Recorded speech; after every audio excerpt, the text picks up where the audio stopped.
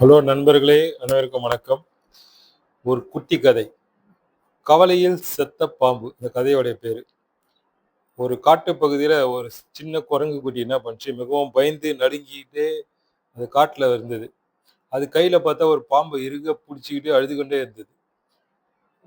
அந்த சமயம் அந்த வழியா வந்த ஒரு துறவி என்ன சொன்னாரு, குரங்குடைய நிலைய பார்த்து அது கிட்ட போனாரு.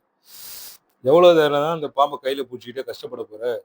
அத கீழ போடுன்னு" சொன்னாரு. அதுக்கு அந்த குரங்கு சொல்லுச்சு, "ஐயோ சாமி!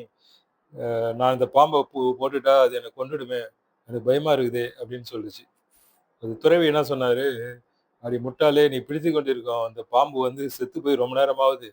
அது பிடிய தளர்த்தி கீழ வீசு" அப்படின்னு சொல்றாரு.